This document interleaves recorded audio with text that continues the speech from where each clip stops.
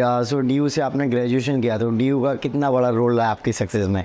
मुझे लगता है बहुत बड़ा रोल रहा कि मुझे लगता है क्योंकि मैं छोटे शहर से था, एक्सपोज़र के मामले में ना मुझे लगता है कि बहुत बड़ा हाथ रहा मेरे कॉलेज का। रिज़ल्ट के दिन भी मुझे लगता है कि मैं बहुत एक्साइटेड तो नहीं ऐसा वो हो गया, लेकिन ये लगा कि हाँ राहत मुझे मैं बोलूँगा कि मुझे मिली कि चलो मतलब इतने टाइम से जो सोच रहा था वो फाइनली कंप्लीट तो हो गया। मुश्किल होगा, अब मैंने थोड़ी बहुत की थी, मुझे सिलेबस पता था, मैंने टॉपर स्टॉक देखे थे अपने थर्ड ईयर में। लेकिन जब डेडिकेटेडली तो मैंने एक साल पहले ही, जैसे अब मैक्सिमम लोग करते हैं, मैंने तैयारी शुरू की थी। और मुझे लगता है मैंने कुछ अलग नहीं किया, मुझे लगता है मैंने अपने ऊपर कॉन्फिडेंस रखा। और मैं ये आपको मतलब कॉन्फिडेंटली बता सकता हूँ कि वो जो मैंने 5 क्वेश्चंस लिखे उनका कोई फ़ायदा नहीं हुआ, क्योंकि ना मेरे पास उस टाइम डेटा पॉइंट था, ना एक कंसोलिडेटेड नॉलेज थी कि मैं उसको लिख पाऊँ।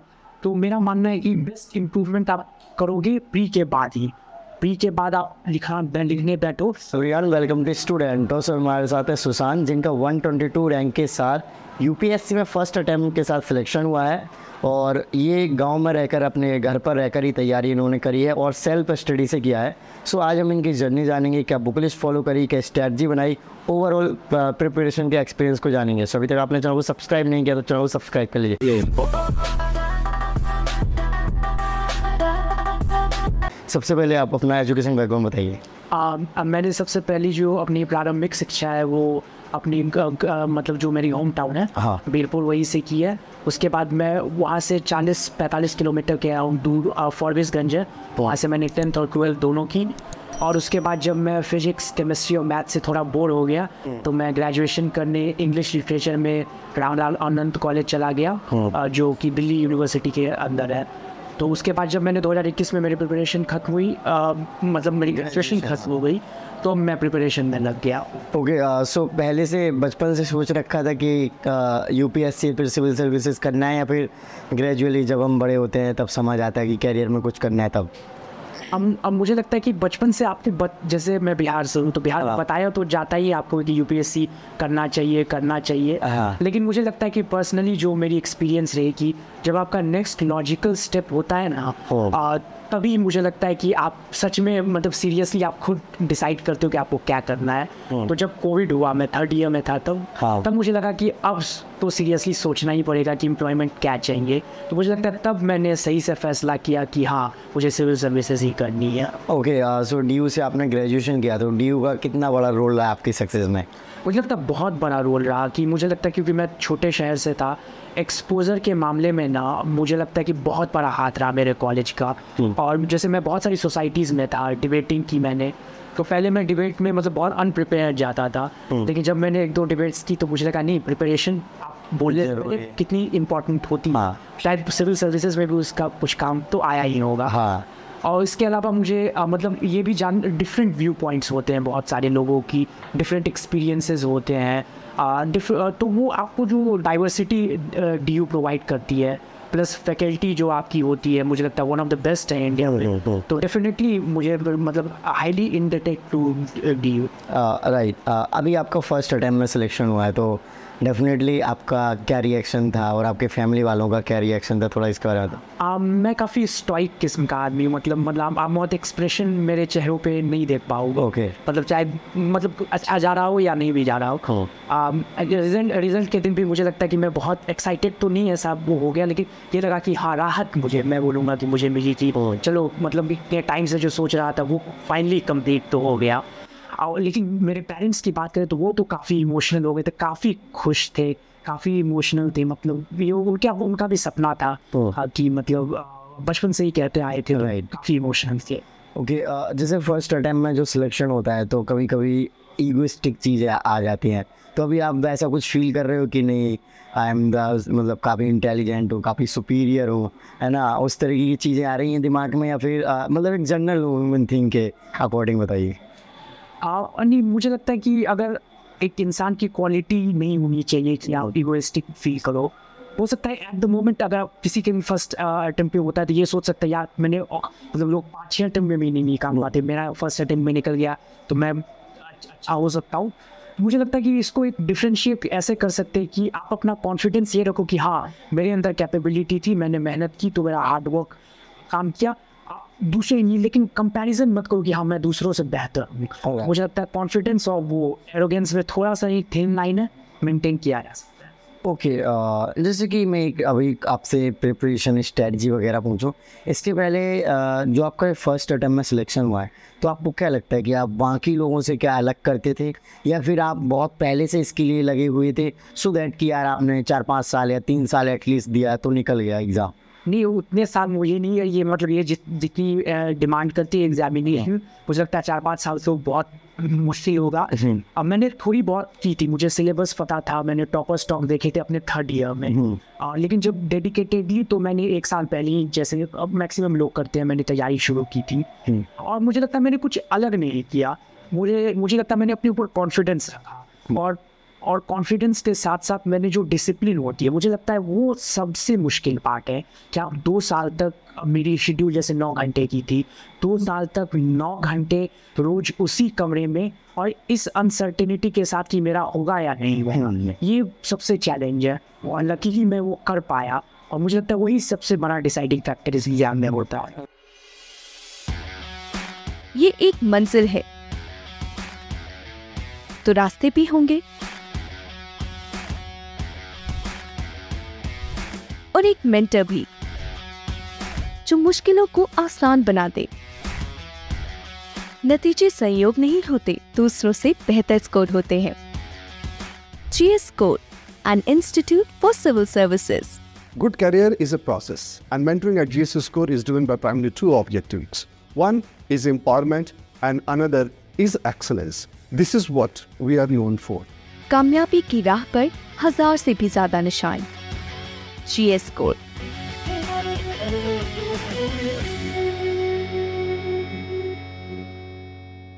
राइट, जनरली हम टॉपर को देखते हैं, या फिर स्टूडेंट का नज़रिया होता है पता नहीं टॉपर कौन होते होंगे, और वो बहुत अच्छे बैकग्राउंड से होते होंगे या फिर बहुत इंटेलिजेंट बचपन से होते होंगे, सो वही एग्ज़ाम क्रैक कर पाते हैं। और जनरली फर्स्ट अटैम्प्ट में क्रैक करना अपने आप में एक बहुत ही चैलेंजिंग टास्क होता है, और जो कर लेता है उसके लिए तो बहुत ही अच्छा रहता ही है। तो थोड़ा सा इसके बारे में बताइए, आप क्या सोचते हैं, क्योंकि स्टूडेंट जनरली कंफ्यूज रहते हैं, यार टॉपर पता नहीं कौन होते होंगे, अलग बैकग्राउंड रहता होगा, हम टॉपर की तरह होते ही नहीं हैं, हमारे में ये कमियां हैं वो कमियां हैं, इस तरीके से। देखिए, मुझे लगता है कि ये बात मैंने मतलब जब मैं ग्रेजुएशन में था तब भी मैं बहुतों से कहता था कि अपने आप को कभी कम मत आके। मैं ये भी कहता था कि अगर मेरे सब्जेक्ट में अगर कोई हार्वर्ड से भी हो, ऑक्सफोर्ड से भी हो, तो मेरे अंदर इतनी क्षमता है कि मैं उसे चैलेंज कर सकूँ किसी टॉपिक पे। अगर मतलब किसी भी स्टूडेंट के साथ अगर ऐसा हो तो मेरे अंदर कैपेबिलिटी है, के अंदर भी हो सकती है। मुझे लगता है कि अगर आप 2 साल देकर तो देखो, अगर आप पहले से ये सोचेगो कि मेरा एकेडमिक रिकॉर्ड अच्छा नहीं है, मैं सीरियस नहीं था, और ये बहुत सारी चीज़ें आप सोच सकते हो, लेकिन मुझे लगता है एक बार आप लग जाओ, और ऐसा शायद कहते भी अगर आप 6 महीने मेहनत करो तो आप अभी जहाँ से हो वो 5 साल आगे भी शायद। राइट। तो मुझे लगता है कि जो बीत गया, ये कहते भी जो बीत गई सो बात गई, तो इन सब चीज़ों में ना पड़े। अगर आप नॉर्मल एवरेज स्टूडेंट भी हो, ये एग्ज़ाम आपकी CV नहीं देखता, ये एग्ज़ाम आपकी पास्ट एक्सपीरियंस नहीं देखता, ये एग्ज़ाम आपकी परसेंटेज नहीं देखता, ये एग्ज़ाम आप उस एग्ज़ाम में आप क्या कर पाए हो वो देखता है। तो अगर जब वो एग्ज़ाम को इतना भरोसा है कि कोई जो कम रैंक का है, मतलब कम इतनी नामी गिरामी कॉलेज से नहीं है, वो भी जब UPSC ये समझ सकती है, तो आप भी खुद पे भरोसा कर सकते हो। राइट। अच्छा, जनरली देखा जाता है कि अगर सिविल सर्विसेज की तैयारी कर रहे हैं तो एक होलिस्टिक व्यू चाहिए होता है, या फिर ऐसी पर्सनालिटी अपने आप की बनानी होती है जो कि हर फील्ड में कहीं ना कहीं अच्छी समझ रखता हो। तो इसके लिए क्या आपने डिफरेंट काइंड ऑफ नोवेल्स या फिर और डिफरेंट काइंड ऑफ बुक्स पढ़े जो कि अलॉन्ग सिलेबस के अलावा हो?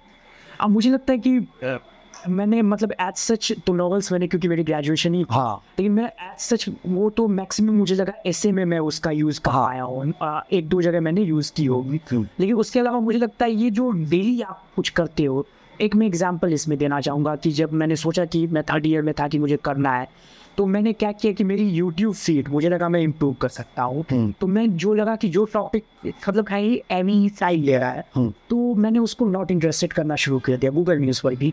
और मैंने उसके बाद जैसे मतलब एक एग्जाम्पल मैं दे रहा हूँ, डिक्लेटर है, BBC की बहुत सारी मतलब आप इंटरव्यूज़ देख सकते हो, तो मैंने कहा कि जो टेलर मेड काम किया कि मैं मेरी रिकमेंडेशन ही ऐसी हो कि मैं मतलब बहुत सारी चीज़ें अपने आप मेरे मतलब पास आने लग जाए। तो मैंने ऐसा जब किया तो मैं आपको मतलब मैं खुद मैंने जब सोचा कि अराउंड 2 साल में मैंने द प्रिंट की मतलब बहुत सारी कितनी सारी ऑपेड आई हुई, मैंने मतलब बहुत सारी पढ़ डाली। एक एग्जांपल मैं आपको दूंगा कि जो एक इवोल्यूशन होती है, तो मुझे ये पता चला कि आने वाले टाइम में जो इंसान होंगे तो वो ज़्यादा लंबे होंगे क्योंकि ज़्यादा प्रोक्रिएशन हो रही है, ज़्यादा लंबे इंसानों की जीन्स की सिलेक्शन। हम क्योंकि फिर एक्वेंटेड हो जाएंगे कि हम बहुत डिप्रेस नहीं होंगे कि हम अकेले रहने में एक्वेंट हो जाएंगे। राइट। तो ये मतलब ऐसे सिलेबस में एज सच तो है नहीं, लेकिन एक व्यू पॉइंट आपको देखें। राइट। तो मुझे लगता है कि ये छोटी छोटी चीज़ें सिर्फ बुक से नहीं, स्टोरीज से, पोएम से ही नहीं, लेकिन आप वेरियस सोर्सेज, आपकी यूट्यूब फीड हो गई, आपकी गूगल न्यूज़ की फीड हो गई, इंफॉर्मेशन बहुत तरीके से जो आ रही है, जो मूवीज़ आप देख रहे हो, तो मुझे लगता है कि अगर इन सब को अगर आप यूज़ कर रहे हो तब मल्टी डिसिप्लिनरी आप खुद ब खुद होने लगे आओ। राइट। अच्छा, जैसे कि आप अभी फिलोसफिकल बातें कर रहे हो तो जनरली मैं भी एक आध दो बात पूछती हूँ। आप क्या समझते हो, जैसे एक सिविल सर्विसेज की तैयारी करने वाला एस्पिरेंट है, प्री डिसाइडेड सिलेबस है, हालांकि बनो टफेस्ट एग्जाम है इस बार प्रीलिम्स, अगर आपने देखा हो तो काफ़ी डिफरेंट क्वेश्चंस पूछे गए, तो आपको क्या लगता है कि यूपीएससी जो क्लियर करते हैं वो बहुत बियॉन्ड द इंटेलिजेंट होते हैं या फिर मीडियोकर टाइप भी इजीली क्लियर कर सकते हैं? मुझे लगता है कि मतलब आप अगर उठा कर देखोगे तो मुझे जो लोग बड़े बड़े यूनिवर्सिटीज़ लाइक कोलंबिया से भी आए होंगे, ऑक्सफोर्ड के भी कुछ होंगे, उन्हें भी मल्टीपल अटेम्प्ट्स बहुतों को लग जाते हैं। हाँ। तो मतलब लेकिन आपने ऐसा भी देखा होगा कि जो नॉर्मल कॉलेज से भी आते हैं, आपने देखो हज़ारों एग्जाम्पल्स हैं। बात ऑब्वियसली है। तो मुझे नहीं लगता एज सच ये जो प्रोसेस है प्रीलिम्स, मेंस और इंटरव्यू, अगर आप ऑनेस्टी के साथ जो उसको करेगा, मुझे लगता है वो अपना डिविडेंड पाएगा।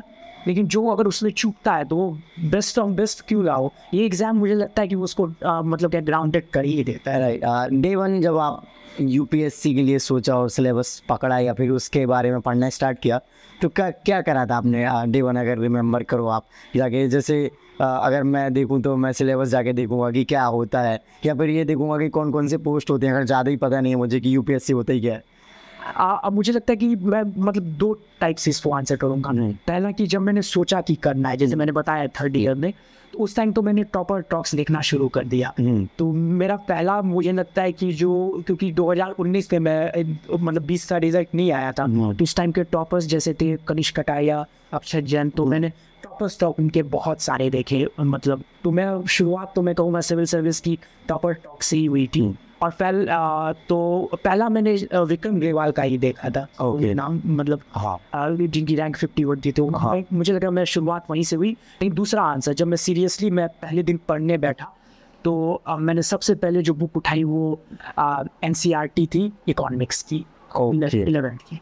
डायरेक्ट आप इकोनॉमी में चले गए और जनरली इकोनॉमी को स्टूडेंट इग्नोर करते हैं, थोड़ा टफ होता है अगर देखा जाए जो ह्यूमैनिटीज़ बैकग्राउंड के होते हैं या फिर हिंदी बैकग्राउंड के स्टूडेंट्स के लिए भी थोड़ा सा टफ उनको लगता है मुझे इसमें। नीचे बिल्कुल डिफरेंट है। मतलब और आपको जैसे पॉलिटी होगी तो रिलेटिवली आप समझने लगा NCERT से, इसीलिए मैंने उठाई इकोनॉमी की, जो मतलब जो थोड़ा फिर वो स्टार्टिंग में हमारा जोश और मतलब उसको लेकर ज़्यादा मोटिवेट भी रहते हैं। और अगर मैं उसको मैंने कंकर कर लिया जो मुझे लग रहा था अनसर्टेन सा, जो बड़ा हार्ड चीज़ें लगेंगी तो और आसानी होती चली जाए। राइट। तो ये मेरी सोच थी। ओके, सो प्रीलिम्स की ओवरऑल स्ट्रेटजी बताइए कि आप क्या फॉलो करते थे, या फिर आप एक ऐसी स्ट्रेटजी बताइए जो स्टूडेंट को फॉलो करें और वो फर्स्ट अटैम्प्ट में क्लियर कर सके ऐसे करके। देखिए, सबसे पहले मुझे लगा कि सिलेबस में ऐसा बहुत अंतर नहीं है प्री और मेंस में, कंटेंट तो ऑलमोस्ट सिमिलर है, बस मेंस में छोटे छोटे टॉपिक्स जैसे इंटरनल सिक्योरिटी वगैरह आ जाते हैं। तो मैंने पहले सोचा कि जो कॉमन सिलेबस है उस पर मैंने 6-7 महीने फोकस किए। पहले 3 महीने तो मैंने NCERT पे कम्प्लीटली किया। फिर जो बेसिक मेरे रिसोर्सेज थे वो जब मैंने 3-4 दिन पहले देखा तो मुझे पता चला कि एक्चुअली मैंने बहुत कुछ फॉलो किया नहीं। एक शंकर IAS फॉलो की, एक पॉलिटी के लिए लक्ष्मीकांत तो सभी करते हैं, और एक मॉडर्न हिस्ट्री के लिए स्पेक्ट्रम की। यही 3 बुक्स थी। इकोनॉमी के लिए मैंने NCERT पे ही रिलाई किया।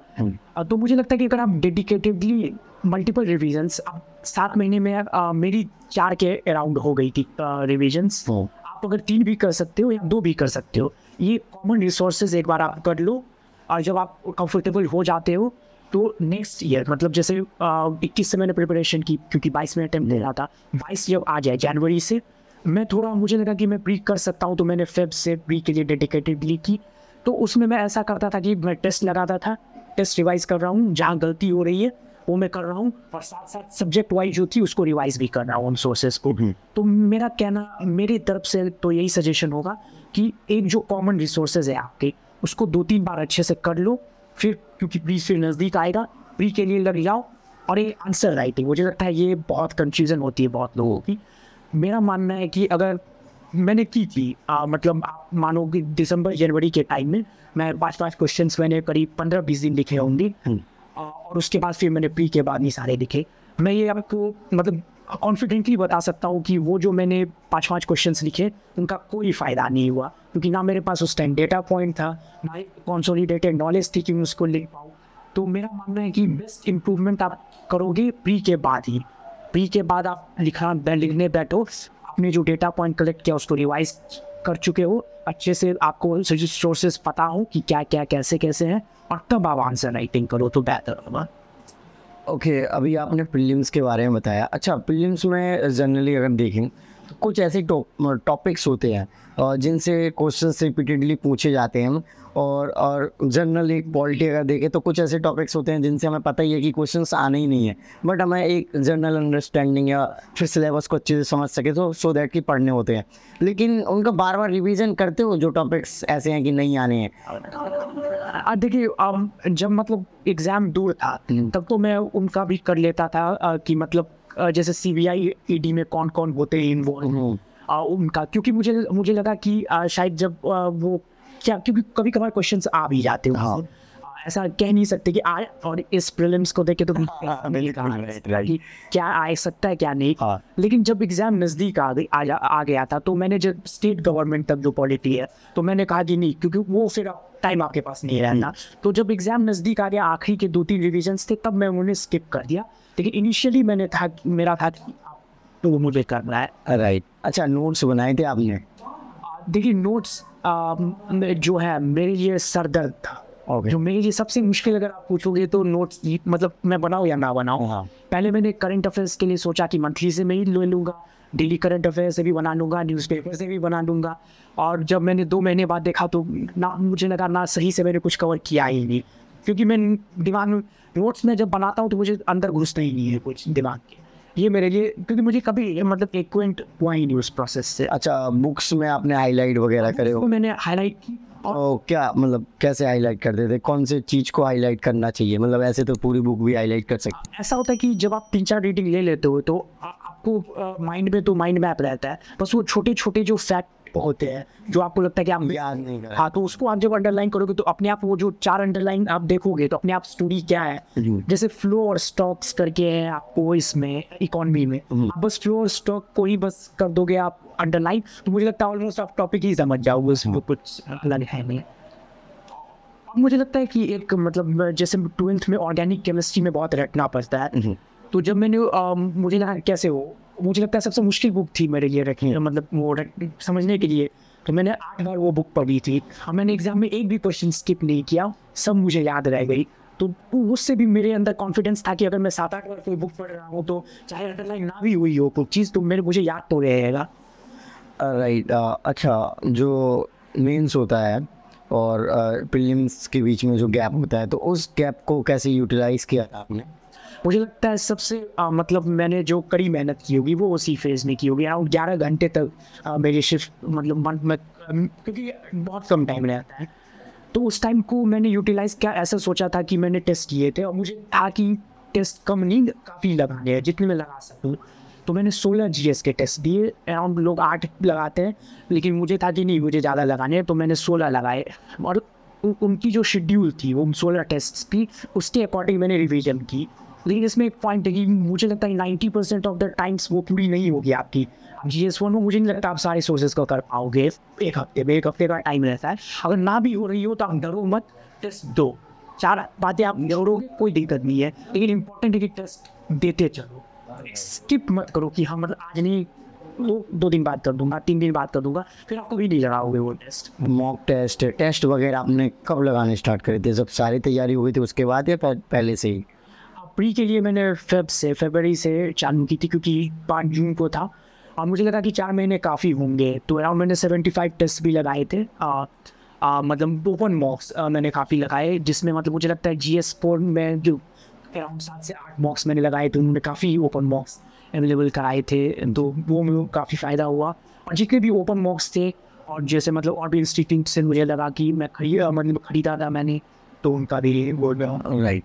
ओके, सो ओवरऑल प्रिपरेशन जब आप करते हैं तो कभी कभी आप घंटों पढ़े जा रहे हो, किसी से कांटेक्ट नहीं है, तो कभी कभी लोनलीनेस भी आ जाता है, या फिर डिप्रेशन है, या फिर एंजाइटी टाइप होता है, डिमोटिवेशन टाइप भी होता है, पता नहीं होगा हम ऐसे ही पढ़ते रहेंगे, तो उस सिचुएशन को डील करने के लिए क्या करना चाहिए?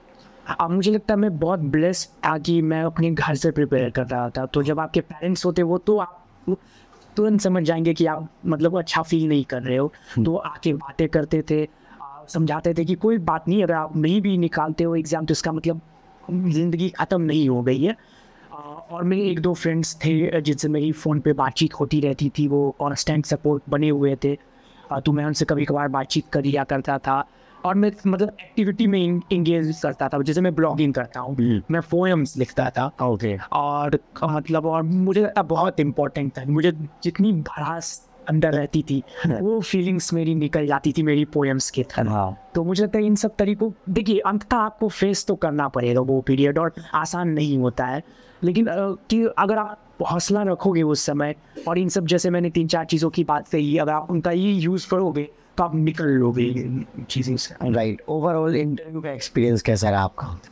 देखिए मेरा इंटरव्यू मतलब ठीक ही रहा मैं कहूँगा, और इसकी वजह मैं ही हूँ कि मुझे थोड़ा सा मैं कैजुअल सा हो गया था कि मतलब, क्योंकि प्री डिफाइंड कुछ रहता नहीं है इंटरव्यू में, तो मुझे लगा क्या कैसा पूछा जाएगा। तो जैसे IR के क्वेश्चंस थे, तो मैं काफ़ी इंडिया स्पेसिफिक प्रिपेयर करके गया था, क्योंकि सिलेबस PSIR की वैसी नहीं थी। लेकिन क्वेश्चंस गल्फ वॉर, ओली वॉर, टर्की की सिग्निफिकेंस, तो मैंने आंसर तो ऐसा नहीं है कि नहीं किया, लेकिन मुझे लगता है कि बेटर आंसर्स मैं दे सकता था।